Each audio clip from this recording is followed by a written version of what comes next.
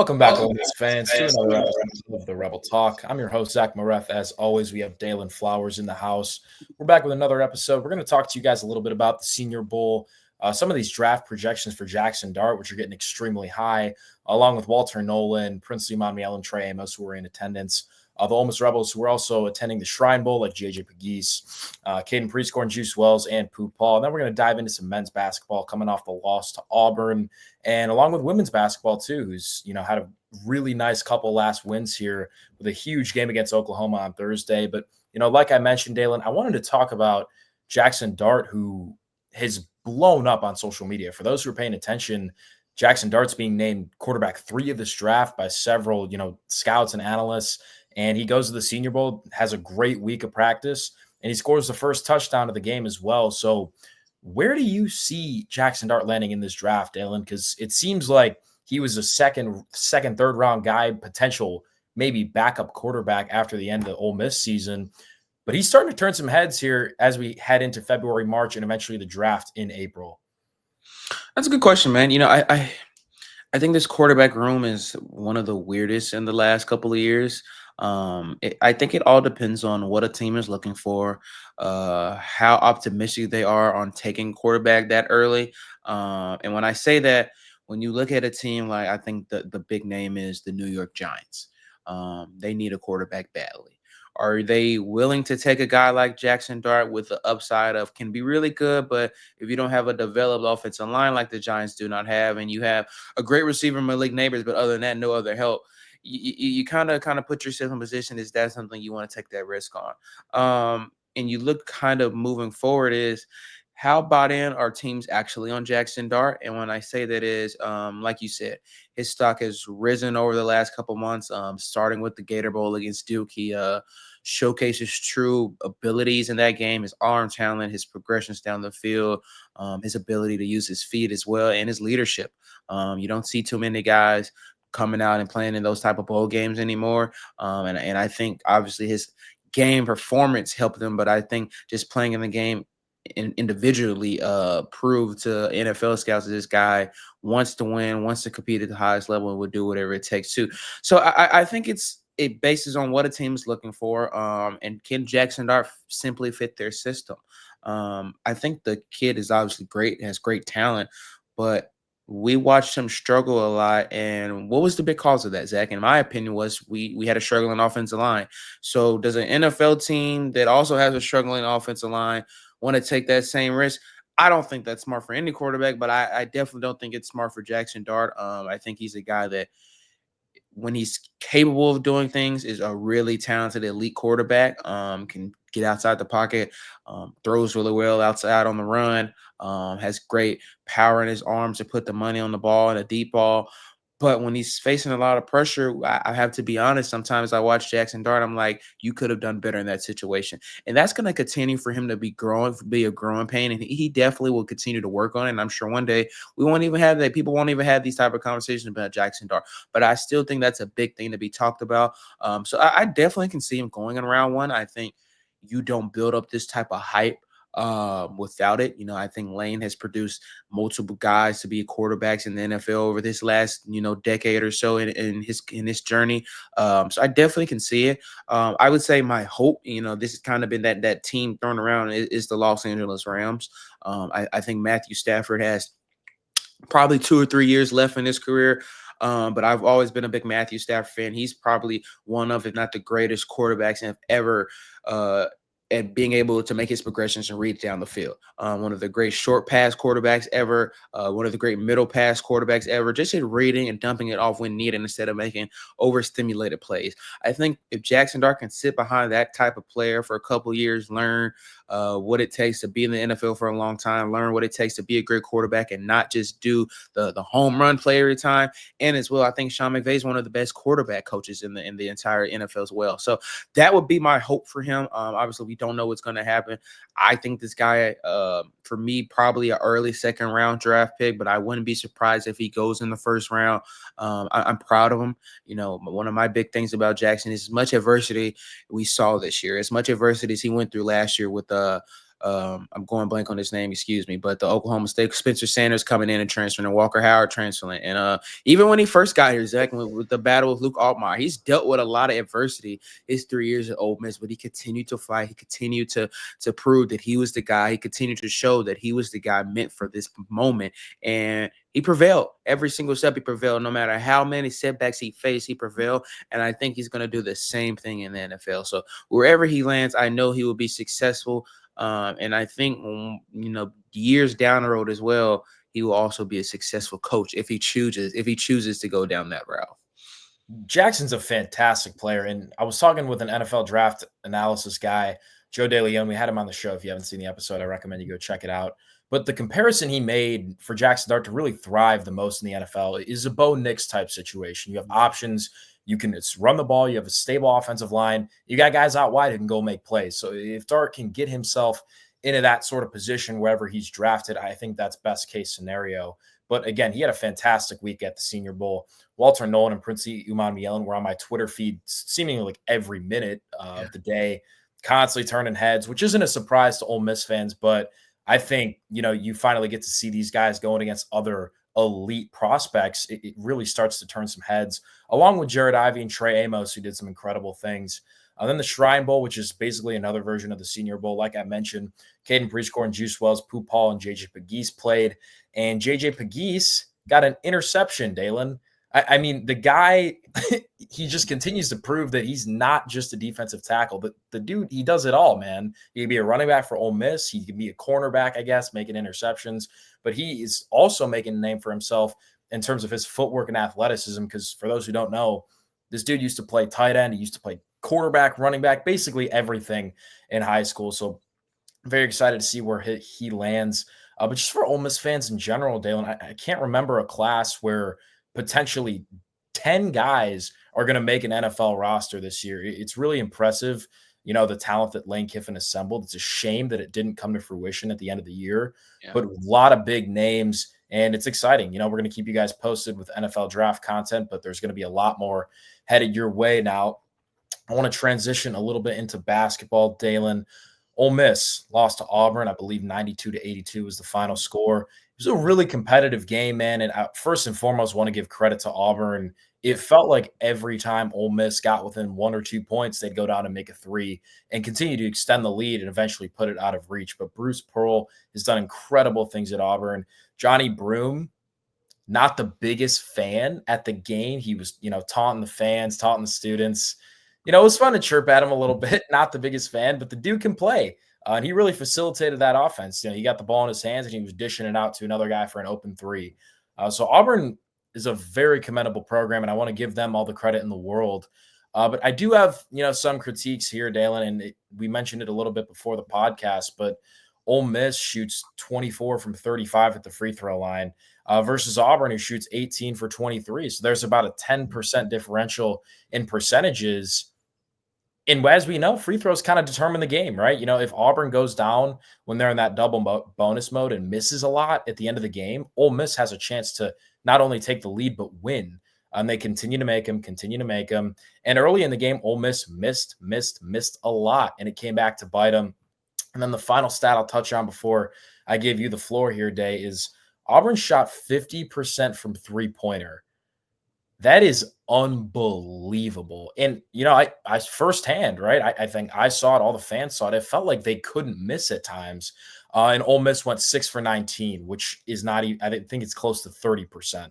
So between free throws and three-pointers, you need both of those to go your way. And if you're going to take down the number one team, they didn't. But at the same time, Ole Miss hung around. It was an incredible environment. Students camping out the night before the game. I mean, when has that happened at Ole Miss basketball? So great job to Chris Beard. It was a fun game. It was a good game. But overall, I want to get your thoughts, Dylan. Yeah, you make a lot of great points, my friend. Firstly, I want to say this is only the year and a half of Chris Beard, going on obviously 2 full years. What a job he's done to even be in this situation that, like Zach just said, guys camping out. I think the earliest I heard was maybe 5:30 Friday afternoon for the game Saturday, camping out outside the arena. That's huge. That is basketball eliteness that is basketball program at its finest, and that's not what Ole Miss is known for.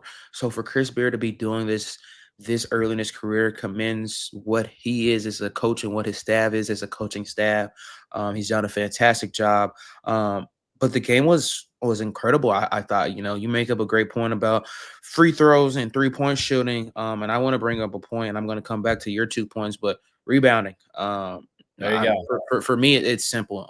And I'll bring you over the last 5 games for Ole Miss. Against Auburn, Ole Miss was out rebounded 41-30. Against Texas, Ole Miss was out rebounded 42-33. Against Missouri, Ole Miss was out rebounded 39-28. Against Texas A&M, Ole Miss was out rebounded 40-31. And against Mississippi State, Ole Miss was out rebounded 51-29. This team is great. They have a lot of great talents. I'm very proud of Chris Beard and this Ole Miss basketball team, but it's just not going to cut it, and that's simple. It's simple. Sean Padulla led Ole Miss in rebounds against Auburn. That's not okay. It can't happen. And that's not a winning recipe. When your point guard is leading the team in rebounds against the number 1 team in the country, it's not a recipe for disaster. It's a recipe for disaster, excuse me. It just can't happen. And as much excitement as I get from this team, as much potential I see in this team. We're now in February, and we're getting towards that latter part of the conference schedule. Before we know it, the SEC tournament will be here. So it's time to pick it up, but I don't know if Ole Miss can in that department of rebounds. I think Malik Dia has that aggressiveness to go down there, but if we want to be honest, he's technically undersized compared to some guys like Johnny Broom or other guys in the conference and in the country. I think Brakefield has size, but Brakefield is not, in my personal opinion, the guy to bang down there to try to get a lot of rebounds. Ole Miss just does not have that big man that you kind of want out there as a dog to just say, you know what, guys, I'm going to be out here to block shots, set high pick and rolls, set wing pick and rolls for my wings, and get down there and fight for defensive and offensive rebounds. They just don't. And it's a frustrating product looking at it, because that's kind of that one asterisk from the Ole Miss basketball team looking at it, in my personal opinion.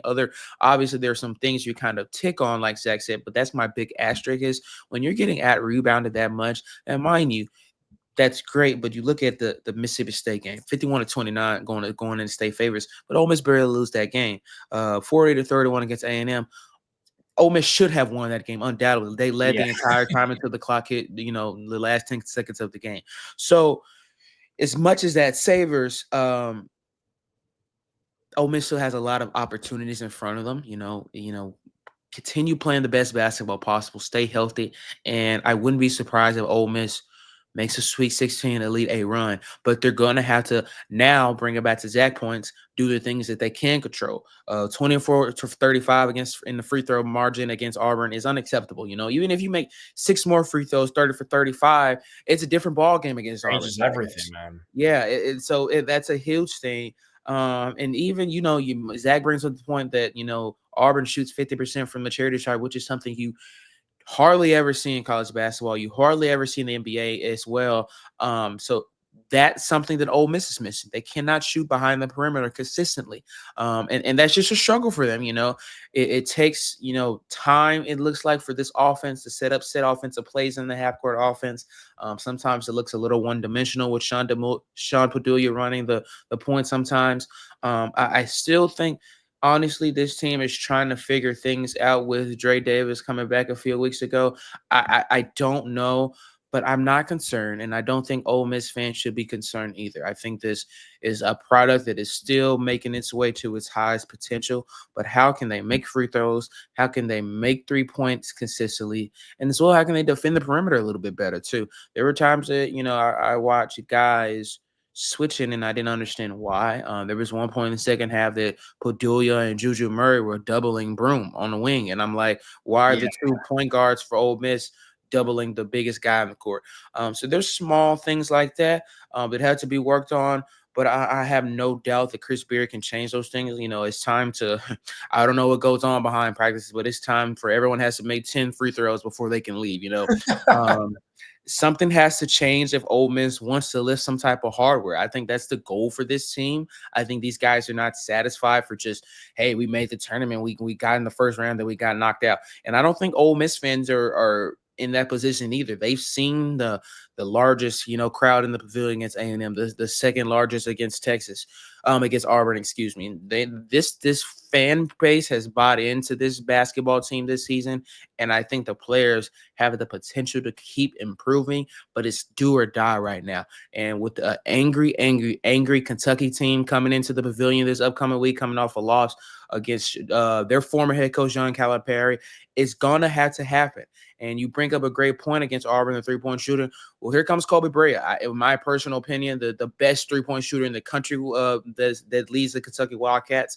So we're going to see how they do against Kobe Brea, and how Chris Beard and his staff has the players watching film. How does Kobe Brea move around on the court and evade and go into screens? Because he's going to be a guy that is going to take him and he's going to make him. So Ole Miss versus Kentucky is going to be vital for both teams. I think that the Bama win for Ole Miss was, my personal opinion, the biggest win for a team in the conference. And I think the Arkansas loss for Kentucky was honestly the most devastating loss for a team in the conference as well. So both of these teams have big things to play for. You don't want to have back-to-back losses as Ole Miss coming off that 3-loss stretch that you just went through, and you don't want to have back-to-back losses if you're Kentucky as well. So this is going to be a game of dogfights. Both of these teams, in my personal opinion, need this win. And so Chris Beard is going to have to pull out all the tricks to do it this upcoming week. You can bet, Beard's going to have an incredible game plan, but students, fans, everyone's got to come out and support his 6 p.m. tip in the pavilion. I want to touch on Kentucky real quick, but before I get into that, what did you think about the Kentucky fans booing Calipari, Dylan? Obviously I wasn't a fan of it. A guy that spends 15 years there, multiple Final Fours, national championships, continues building the legacy of what the higher ranks of Kentucky basketball is. But I'll be honest, I don't think I really expected anything less, though. I think that's sports in general. I think that's the SEC in general.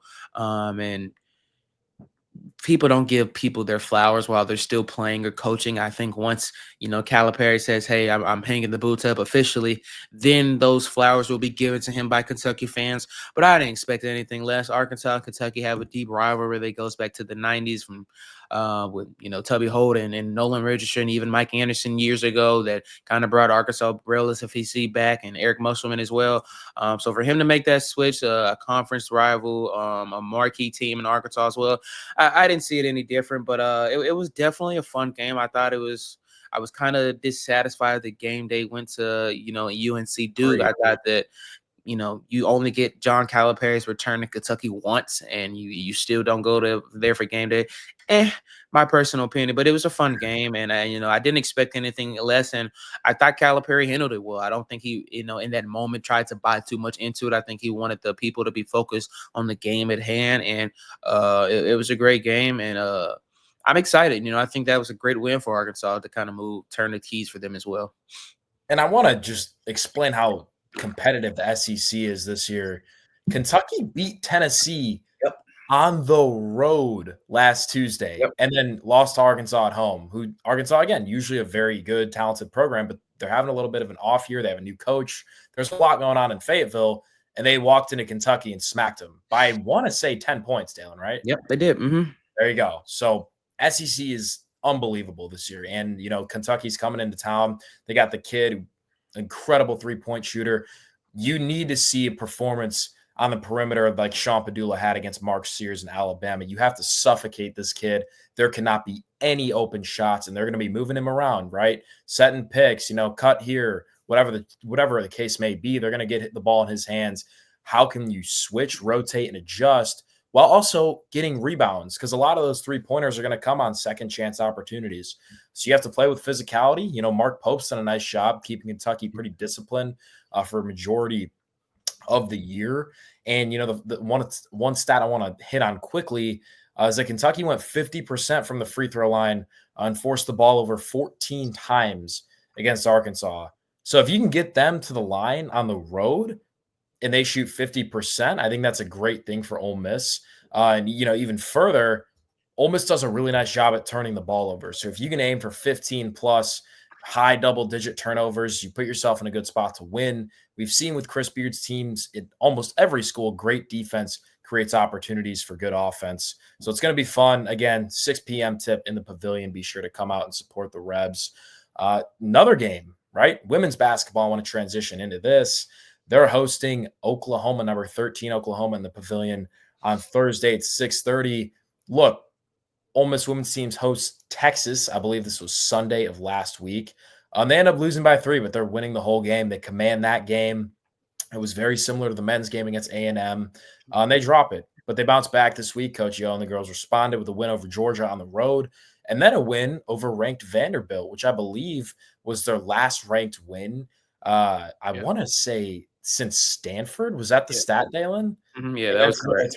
Yeah, so it's kind of a monumental win. I mean, I'm assuming Vanderbilt's going to be unranked after that, but still, they're ranked at the time, and Ole Miss went to Nashville and really took it to them. Star Jacobs went off for 24 points. Maddie Scott stays relatively hot and gets 16. So it feels like the team's in a great spot to come out on Thursday and really take it to a top 15 Oklahoma squad.